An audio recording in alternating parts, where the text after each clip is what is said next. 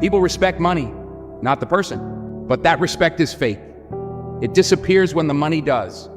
We live in a society where wealth often equates to respect. You've seen it. People treat you differently when they think you've got money. They act like you're someone special, not because of who you are, but because of what you have. But here's the harsh truth.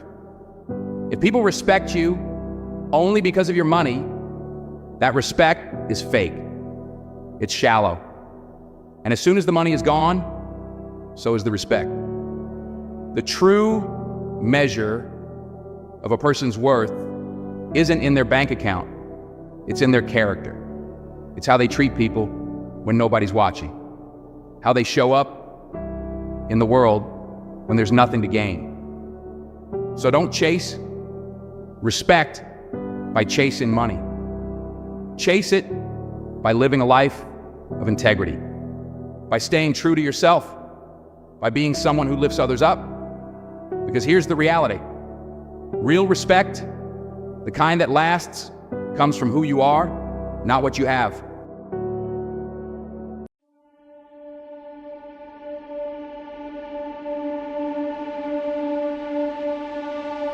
I found that nothing in life is worthwhile unless you take risks. Nothing. Nelson Mandela said, "There is no passion to be found playing small and settling for a life that's less than the one you're capable of living." Now, I'm sure in your experiences in school and applying to college and picking your major and deciding what you want to do with life, I'm sure people have told you to make sure you have something to fall back on. Make sure you got something to fall back on, honey. But I never understood that concept, having something to fall back on. If I'm going to fall, I don't want to fall back on anything. I want to fall forward. I figure at least this way I'll see what I'm going to hit. Without consistency, you'll never finish. So do what you feel passionate about. Take chances. Don't be afraid to fail. There's an old IQ test, was 9 dots, and you had to draw 5 lines with a pencil within these 9 dots without lifting the pencil. The only way to do it was to go outside the box. Don't be afraid to think outside the box. Don't be afraid to fail big, to dream big. But remember, dreams without goals are just dreams. Reggie Jackson struck out 2,600 times in his career, the most in the history of baseball. But you don't hear about the strikeouts. People remember the home runs. Fall forward. Thomas Edison conducted 1,000 failed experiments. Did you know that? I didn't know that. Because the 1,001st was the light bulb. Fall forward. Every failed experiment is one step closer to success. You've got to take risks, and I'm sure you've probably heard that before, but I want to talk to you about why that's so important. You will fail at some point in your life. Accept it. You will lose. You will embarrass yourself. You will suck at something. There's no doubt about it. And I know that's probably not a traditional message for a graduation ceremony, but hey, I'm telling you, embrace it, because it's inevitable.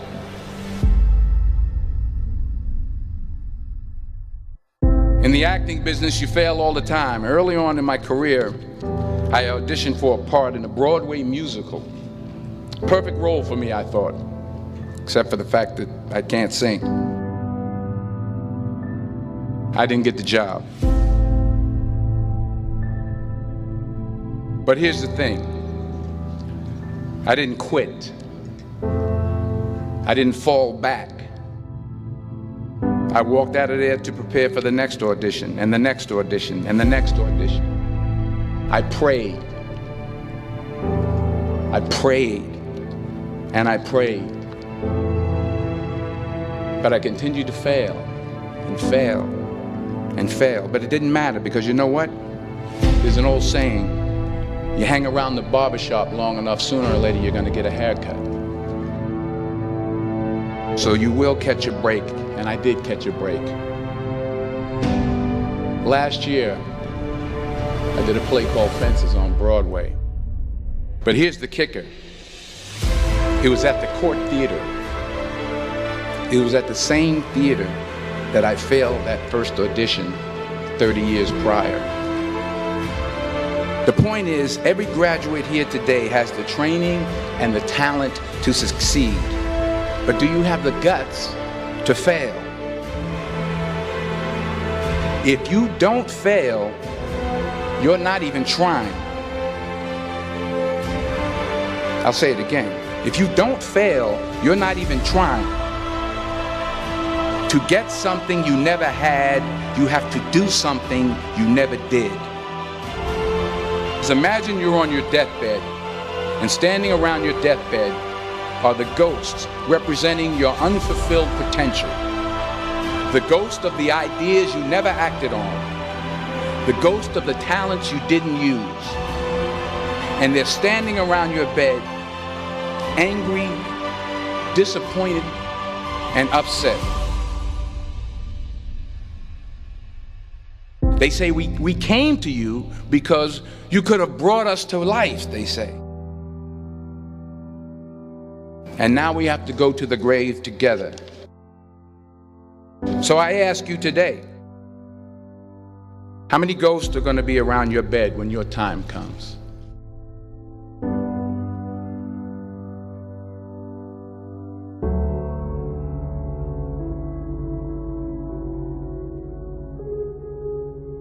I just got back from South Africa. It's a beautiful country, but there are places there with terrible poverty that need help. And Africa is just the tip of the iceberg. The Middle East needs your help. Japan needs your help. Alabama needs your help. Tennessee needs your help. Louisiana needs your help. Philadelphia needs your help. The world needs a lot, and we need it from you. We really do. We need it from you young people. I mean, I'm not speaking for the rest of us up here, but I know I'm getting a little grayer. We need it from you, the young people, because remember this. You got to get out there. You got to give it everything you got, whether it's your time, your talent, your prayers, or your treasures. What are you going to do with what you have? I'm not talking about how much you have. Some of you are business majors, some of you are theologians, nurses, sociologists. Some of you have money, some of you have patience, some of you have kindness, some of you have love, some of you have the gift of long suffering. Whatever it is, whatever your gift is, what are you going to do with what you have? All right, now here's my last point about failure. Sometimes it's the best way to figure out where you're going. Your life will never be a straight path. I began at Fordham University as a pre-med student. I took a course called cardiac morphogenesis. I couldn't read it, I couldn't say it, I sure couldn't pass it. So then I decided to go into pre-law, then journalism. And with no academic focus, my grades took off in their own direction. I was a 1.8 GPA. And the university very politely suggested that it might be better to take some time off. I was 20 years old. I was at my lowest point. And then one day, and I remember the exact day, March 27th, 1975, I was helping my mother in her beauty shop. My mother owned a beauty shop up in Mount Vernon. And there was this older woman who was considered one of the elders in the town. And I didn't know her personally, but I was looking in the mirror, and every time I looked at the mirror, I could see her behind me, and she was staring at me. She just kept looking at me. Every time I looked at her, she kept giving me these strange looks. So she finally took the dryer off her head and she said something I'll never forget. She said, "Young boy, I have a prophecy, a spiritual prophecy." She said, "You are going to travel the world and speak to millions of people." And in the years that followed, just as that woman prophesied, I have traveled the world and I have spoken to millions of people. through my movies. Millions who up till this day couldn't see me, who up till this day I couldn't see while I was talking to them, and they couldn't see me, they could only see the movie. They couldn't see the real me. But I see you today, and I'm encouraged by what I see.